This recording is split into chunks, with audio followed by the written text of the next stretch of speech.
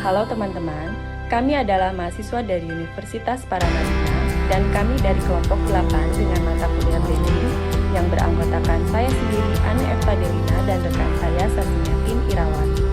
Kali ini kami akan mencoba membahas tentang measuring sources brand and equity atau bagaimana cara mengukur ekuitas sebuah brand. Mari kita simak saja langsung pembahasannya.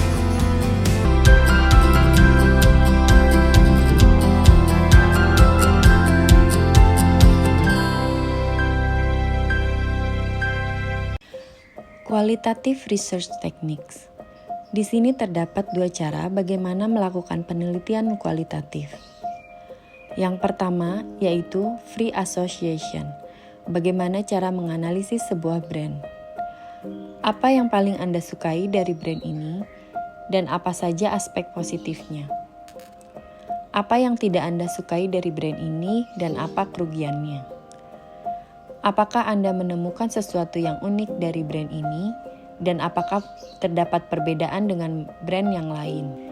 Contohnya, brand Levi's.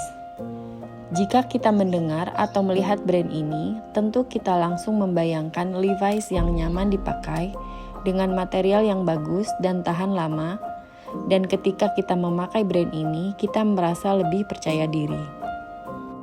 Lalu yang kedua adalah projective techniques. Alat diagnostik untuk mengungkap pendapat dan perasaan konsumen yang sebenarnya ketika mereka tidak mau atau tidak dapat mengekspresikan diri dalam hal ini. Konsumen mungkin merasa bahwa secara sosial tidak dapat diterima untuk mengekspresikan perasaan mereka yang sebenarnya. Teknik proyektif adalah alat diagnostik untuk mengungkap pendapat dan perasaan konsumen yang sebenarnya. Contohnya, seperti tugas penyelesaian dan interpretasi, serta tugas perbandingan. New Approach Zeltman Metaphor Elicitation Technique, atau yang disingkat ZMET. ZMET adalah teknik untuk memunculkan konstruksi yang saling berhubungan yang mempengaruhi pemikiran dan perilaku. ZMET merupakan percakapan terpandu yang terdiri dari serangkaian langkah yang mencakup beberapa atau semua hal, yaitu seperti storytelling, mix images, sorting tasks, construct elicitation, the most representative picture, opposite images, sensory images, mental map, summary image, dan fig map. Brand personality and values. Menurut Jennifer Aaker, pada tahun 1997, kepribadian sebuah brand mengacu pada karakteristik atau sifat manusia yang dapat dikaitkan dengan suatu brand. Dan berikut adalah 5 besar dari karakteristik tersebut. Yang pertama adalah ketulusan, membumi, baik, dan ceria. Yang kedua, kegembiraan, berani, bersemangat, imajinatif, dan up to date. Yang ketiga, kompeten, dapat diandalkan, cerdas, dan sukses. Yang keempat, kecanggihan, kelas atas, dan menawan. Dan yang kelima adalah kekasaran. Experiential methods. Berikut adalah metode pengalaman dari sebuah brand. Dengan memanfaatkan lebih langsung ke rumah, pekerjaan, atau perilaku belanja mereka yang sebenarnya, para peneliti mungkin dapat memperoleh respons yang lebih bermakna dari konsumen. Pendukung pendekatan pengalaman telah mengirim peneliti ke rumah konsumen di pagi hari untuk melihat bagaimana mereka mendekati hari-hari mereka. Mengingat pelancong bisnis kamera Polaroid dan buku harian untuk menangkap perasaan mereka ketika di kamar hotel dan melakukan study beeper, di mana peserta diinstruksikan untuk menuliskan apa yang harus mereka tuliskan di sebuah halaman. Baik, selanjutnya akan dilanjutkan oleh rekan saya, Sasmiatin Irawan. Salah satu cara untuk mengukur brand equity yaitu dengan riset kuantitatif yang meliputi awareness, image, brand response, dan brand relationship. Awareness meliputi dua hal, yaitu pertama recognition atau pengakuan, yaitu kemampuan konsumen untuk mengidentifikasi brand dan elemen-elemennya dalam berbagai keadaan. Yang kedua yaitu recall, yaitu kemampuan konsumen untuk mengingat kembali elemen-elemen merek yang sebenarnya dari memori, tanpa bantuan atau dengan bantuan untuk mengingatnya kembali. Kemudian correction for guessing, yaitu setiap ukuran penelitian harus mempertimbangkan masalah konsumen sebagai pihak yang membuat tanggapan atau tebakan. Kemudian strategic implication atau implikasi strategi, yaitu keuntungan dari langkah-langkah mengingat kembali dengan bantuan bahwa mereka menghasilkan wawasan tentang bagaimana pengetahuan tentang merek diatur dalam memori dan jenis isyarat atau pengingat yang mungkin diperlukan oleh konsumen untuk mengingat merek kembali dari memori. Ada hal penting yang perlu diingat, yaitu bahwa struktur kategori yang ada di benak konsumen sebagaimana tercermin dari kinerja ingatan mereka dapat memiliki implikasi mendalam bagi pilihan konsumen dan strategi pemasaran.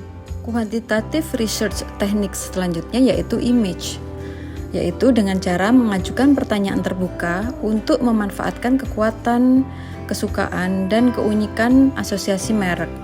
Asosiasi ini harus diukur dengan skala untuk analisis kuantitatif. Selanjutnya yaitu brand response.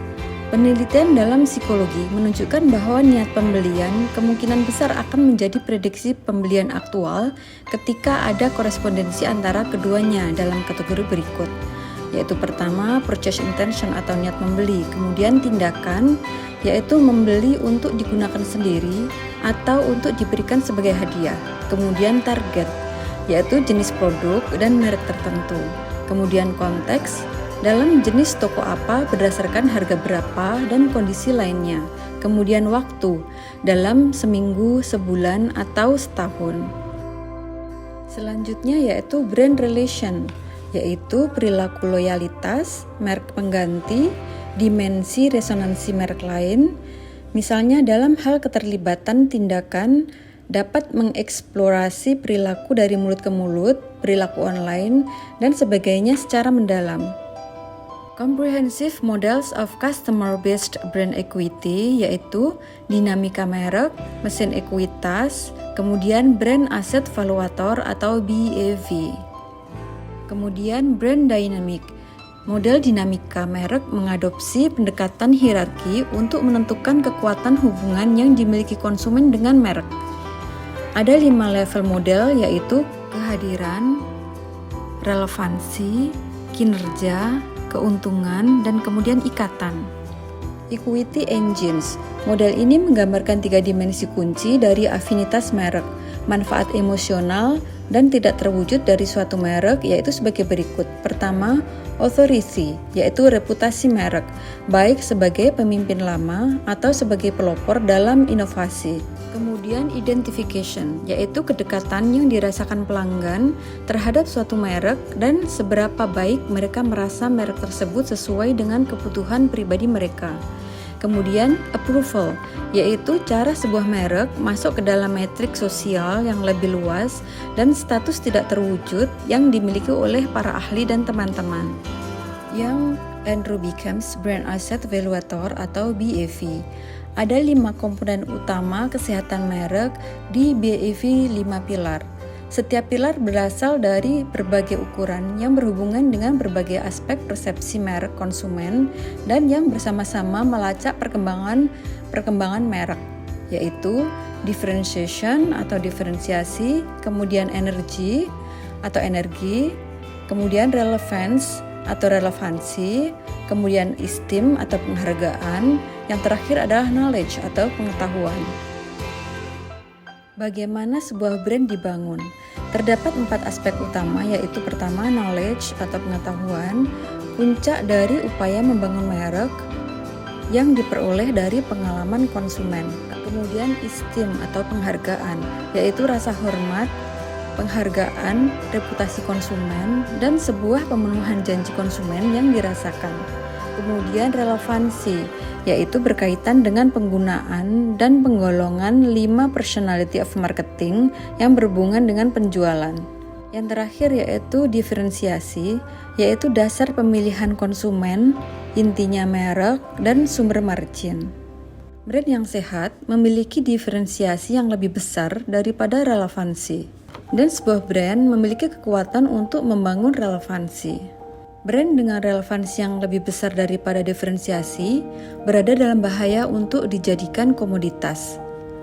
Ketika keunikan sudah memudar, maka harga menjadi alasan utama untuk membeli. Lebih banyak penghargaan daripada pengetahuan, berarti konsumen ingin mengenal brand Anda lebih baik, dan sebuah brand lebih baik disukai daripada hanya dikenal. Terlalu banyak pengetahuan bisa berbahaya, karena membuat sebuah brand menjadi tidak lagi spesial. Demikian presentasi dari kami, mohon maaf apabila masih banyak kekurangan, dan terima kasih atas perhatiannya.